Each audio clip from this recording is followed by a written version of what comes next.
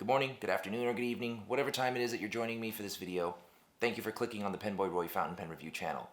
Before I get started, stay tuned. March 12th, 2018, I'm dropping the second half of the Conklin Classic review. I hope you enjoyed last week's. I truly thank you for your support and your morale-raising encouragement. I really appreciate it. Now, the subject of today's video is going to be this pen here. This is the Montegrappa Fortuna Blue Blazer. Before I get into the neutral zone, the good, the bad, the ugly, and high noon on this pen, I want to go over some background information, and I'm going to start with the brand. The brand was established in 1912, and they won't let you forget it because they stamp it on the finial. Initially, the company was called Elmo Montegrappa, spelled like the Sesame Street character. Elmo Montegrappa, in 1912, effectively became Italy's very first fountain pen factory. Now, all this information was done using research online, both unofficial and the official Montegrappa site. And I'm doing this because I'm gonna quote what I read off of the Montegrappa official website. The location is in an ancient location of a thermoelectric plant. I genuinely did not know that the ancient civilizations had thermoelectric plants. That blew my mind. Mind-blowing. That's just crazy. This is like TNT and a grenade going off in my head. You learn something new every day. Who knew? So anyway, that's where they're located, at the location where there was a thermo. Moving on. What this company did was they started making pens, and they really focused on a material called galalith. Now, galalith is a resin. It was a very strong and cheap resin back then, and it was made of two substances mixed together. One substance called casein, the other one called formaldehyde. Formaldehyde's easy. You've seen it before. It's that toxic, weird-smelling liquid stuff that makes dead things look less dead in a jar. Casein you may not have heard of. I didn't until I did the research for this. Casein, it's a protein inside the milk of pretty much any creature that has boobs. They mix that together with the formaldehyde, and poof, you got yourself galalith. In the US, it's called alladinith. In Japan, lactaloid. This stuff was durable, it was very usable, you could drill it, you could shape it, it lasted long, and it was super cheap. They also used celluloid. Moving on to 1921. The Marzotto family, they ended up having the majority of ownership of Montegrappa. With this ownership, what they did is they expanded the distribution of their products to a larger group of people. Good stuff. World War II had its toll on the Montegrappa company. There was a scarcity of natural raw materials like gold and precious materials. So what they did is they had to start making nibs out of glass. That material, celluloid, that looks really nice, it went up in flames and took down an entire section of their factory, and then that's when they decided, hey, we're not using celluloid anymore. Later on, the ballpoint pen exploded. Because of the ballpoint pen success, the Montegrappa company, they started going down a slippery slide of financial troubles. Sales were diminishing, popularity of the fountain pens decreased dramatically, and they shut down. But there was a family that scooped them up, pulled them back above water. That family was called the Aquila family. Good people. Montegrappa and this Aquila family does date back all the way to 1938, but that doesn't mean to say that that's when they saved the Montegrappa company. It doesn't actually specifically say. Now, the company continued going on until 2001, and in 2001, the Richemont Group, and that's spelled Rich, E, and then Mont. This is the company that owns Montblanc, Cartier, Dunhill. They acquired the Montegrappa brand. But later on in 2007, the Aquila family returned and reacquired Montegrappa. That's all I have for you regarding the background information. Moving on to the neutral zone. That which is neither good or bad, or could be good or bad, depending on you. Let me start with the nib. The nib is just a number 6 stainless steel Jowo nib. They used to use Bach, they switched over to Jowo. This one is a fine. There is branding on the pen. It says Montegrappa in script right across the middle. It has the standard Jowo nib shape, nib size, and then it has engraving throughout the entire face of the pen. And at first glance, this nib looks like an alien face from Star Trek. The feed is the same feed that you would have in an Edison fountain pen. Same underbelly of a cockroach look. The body of this pen is the Fortuna body. Color is different. The material is stainless steel. I haven't read anything in any literature that indicates that it's a limited edition or is a limited run. It's my belief that this is going to be part of the regular line, but with a unique color. The finial at the top is a flat finial. It's a little disc that has some leaves on it and says 1912 on it. The bottom of the pen is also flat, no end finial, nothing there. The clip on this pen is a tension fit clip, meaning there's no spring mechanism. It's a very tight clip, so if every time I had to slide this down my shirt pocket or into my pants pocket, we would have a problem. Why? Because it's too tight to pull and drop in like you could with a Visconti pen. It's tight enough that if you tried to just shove it into your pocket and clip your pants, you might pull your pants down in public. Problems are mitigated due to the little wheel at the end. It rolls, and as you put it in, the wheel gives, and you don't have to pull the clip apart to get it into your pocket. The center band of this pen says Montegrappa in script. The center band is a separate piece than the rest of the cap, and it was also colored at a different time. What I mean to say is, they didn't put the cap center band on and then color the cap in whole. They colored each piece individually and then put it together, and what that does is it gives the center band an individual identity and the rest of the cap a different identity, color pattern, scheme, etc. Staying with the cap, the threads on the interior of the cap are plastic. The threads are part of a plastic sleeve that goes all the way into the cap, all the way to about 1 centimeter to the end finial. This is plastic threads on metal threads when you cap it. That being the case, some people care, some people don't. Be advised though that on the grip section, rather on the body where the threads go into the cap, just know that it's one single thread and it's a thick thread. It doesn't feel at all like you're shearing or wearing away at the threads inside the cap. It's actually very smooth and it feels very sturdy. But if that really bothers you, then you should know that. Capping and uncapping is just a touch over 1 full rotation to uncap it. When you get to a full rotation, if you divided up the circle of the cap, if you're looking at it from underneath, in seconds, 60 seconds, it takes about 2 seconds more to get it to uncap. There you go. Moving on to the grip section. The grip section is a tapered cylindrical grip. It's made of the same material as the rest of the pen, stainless steel. The threads that screw into the body, metal on metal. The body shape is your tapered bullet type shape with a flat end. The threads on the inside of the body, as I said, are metal, but we should also know is that the thread is an assembly, meaning the body isn't a single piece with the threads. And you can tell because when you look at it, there's a division where the thread sleeve goes in, as well as if you look at the base of the threads, there's a ring that's at the foundation of the threads. That indicates that it's a second piece, and then if you shine a light into the body, you'll see that there is a sleeve lip at the end of the thread assembly. Neither good or bad, but you should know it's there. If you care. You may not care. That's why it's neutral. This pen fills using your cartridges, standard international, or a converter. I like how this converter says Montegrappa on it, because oftentimes I go to fill my pen, and by the time I unscrew the body, I forgot what pen I have in my hand. Alright, that's all I have for the neutral information. We are going to now move on to the good, the bad, and the ugly, starting with the good. Elements about this pen that are good. As I usually like to do, I'm going to start with the nib. As I said before, stainless steel, number 6, Jowo nib. This one's a fine. It's a very smooth nib. What makes this nib particular is the fine line that this particular pen writes. This is the only and the first Montegrappa pen that I've ever owned. This fine line is a good representation of what a Euro fine nib is. However, it is a touch finer. The front face of the nib amuses me. It has the standard Jowo shape, size. It has Montegrappa right in the middle, standard breather hole. And then it's got a pattern etched into the whole face of the nib.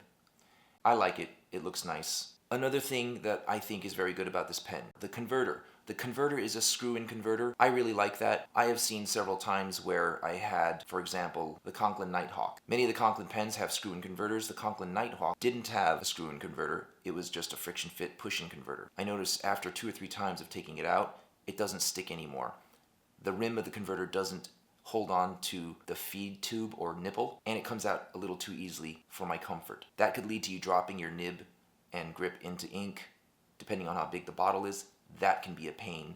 In this, you don't have to worry about. In order to get it out, you have to deliberately screw it out. So when you go to fill it, there's more security, and it's easier. There's also an agitator inside the converter. It's a little spring. The benefits of the spring, in my opinion, is since it's tubular, ink flows through it. It'll disrupt the ink from sticking on the walls of the converter, and since it's also a circular shape, just like the converter, and it's just a little bit smaller than the circumference of the converter, it really does a good job agitating the ink. This pen, as you would expect, being an all-metal pen, has a very solid build. I also want to mention that when you write with it, because of how solid and sturdy this pen is, I enjoy the sensitivity of writing with it.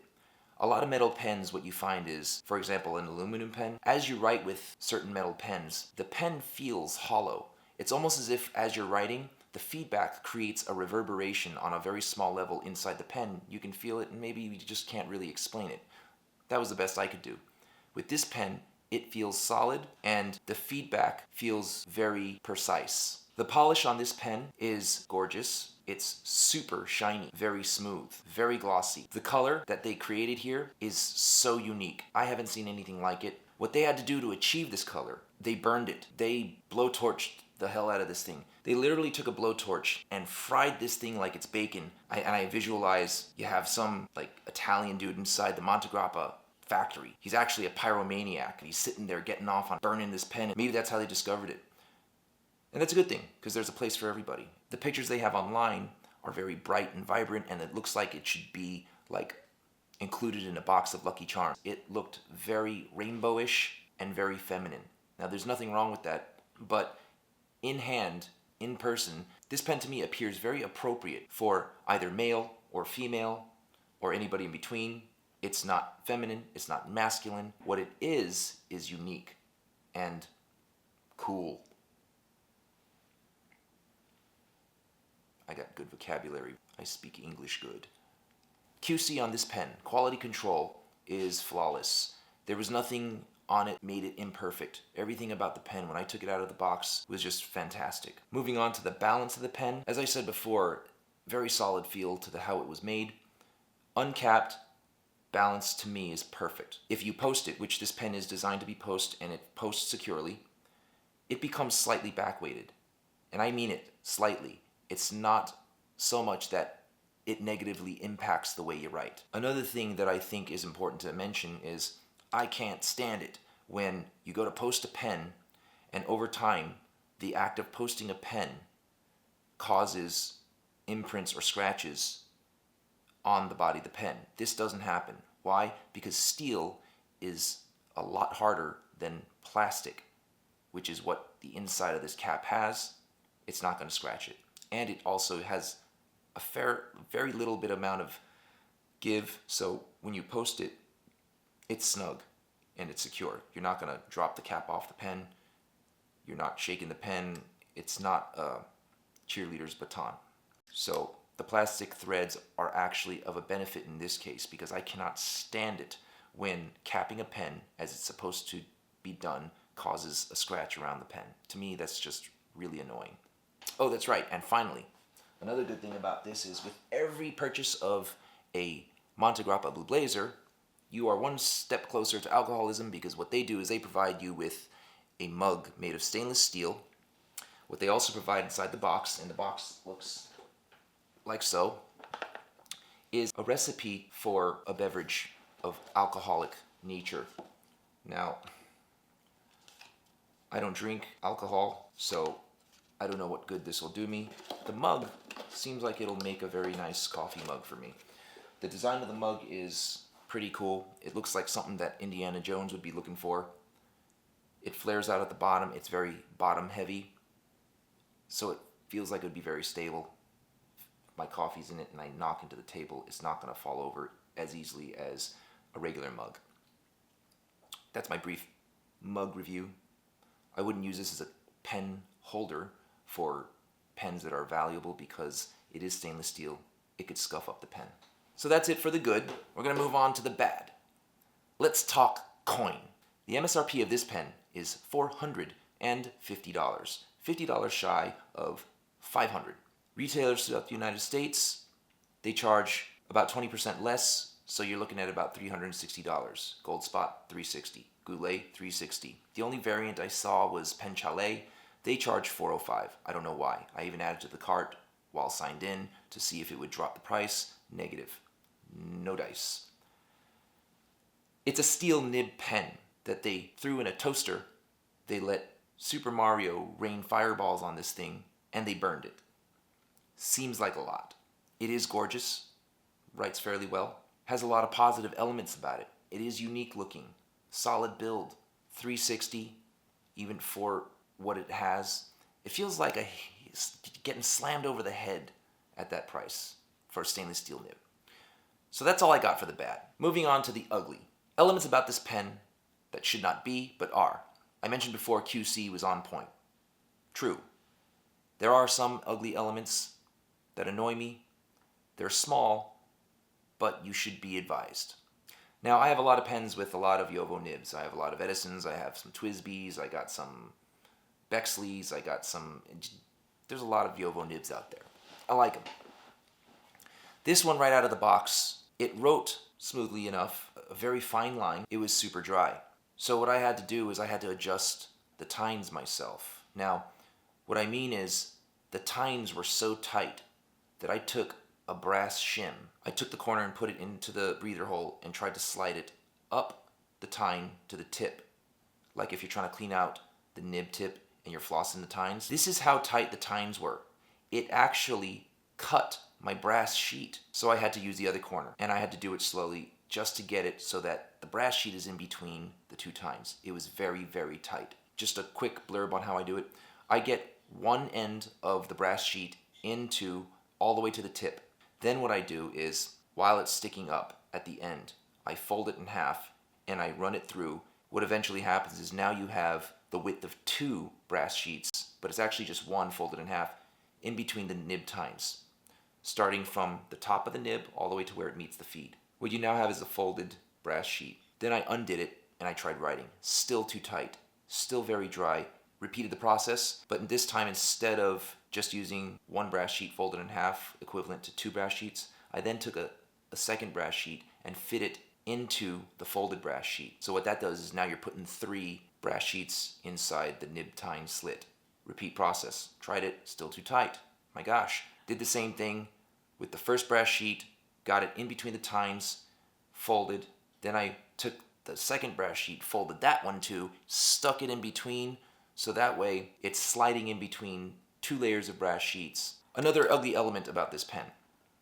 As glossy and shiny as it is, it has a caveat. The caveat is this pen scuffs up very easily. That bothers me. I use this pen since I got it for about, I want to say, a week to 2 weeks. And I use it for normal, everyday writing. I put it in pen cases, sometimes in my jeans pocket, sometimes in my shirt pocket. Nothing dramatic, nothing that would cause damage.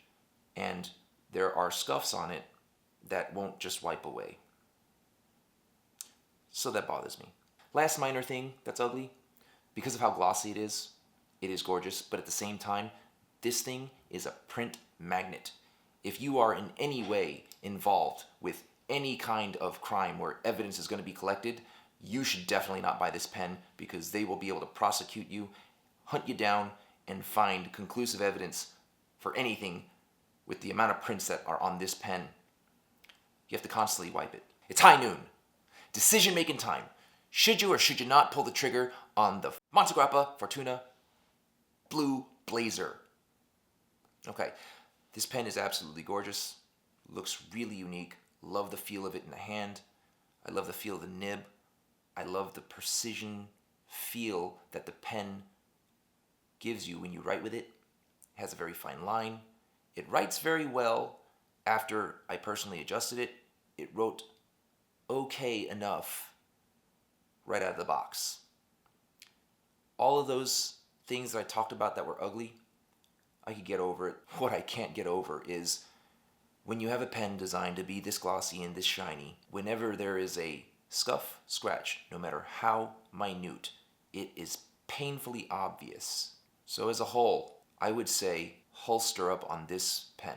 Sorry, that's the honest truth. Reason being, what if you're that guy who is into fountain pens, decides to pull the trigger on this pen, wants to treat himself because he works hard, or she, gets this pen, and since they don't have that much experience, out of the box it writes okay enough, but not fantastic like it should. That's going to be a huge hit over the head for that person. Maybe he gets over that. He doesn't adjust it himself, or she doesn't adjust it herself because she doesn't know how, or he doesn't know how, doesn't have the confidence, whatever, gets past it. He's not a mountain climber, or she's not a hang glider as a profession. And then they come home and they see a scuff. That could really put them off. That person could feel very slighted from the start all the way till when they put it down and just say to themselves, this sucks.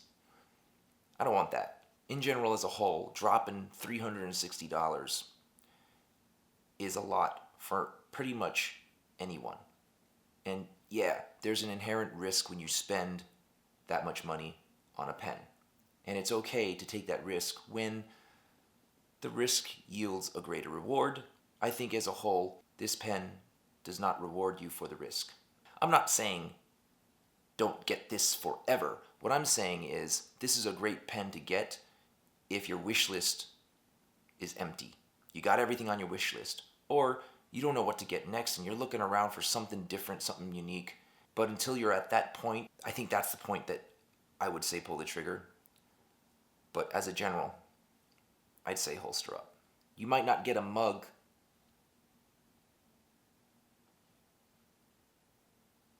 Do you really need a mug? That is my review on the Montegrappa Fortuna Blue Blazer. This pen that I have, I purchased at Gold Spot Pens as well at a significant discount for a fair, honest, unbiased review. And I will do so, I have done so, and I always do so, as I did today. So, thank you Gold Spot Pens, thank you Don Johnson, thank you Tom Odo. You guys are being great. If you have any questions, you can email me, PenBoyRoy@gmail.com. Stay tuned next week for the finale of the Conklin Classic. I think you're really going to like it. I appreciate you joining in. Thanks for bearing with me. Be well, be safe.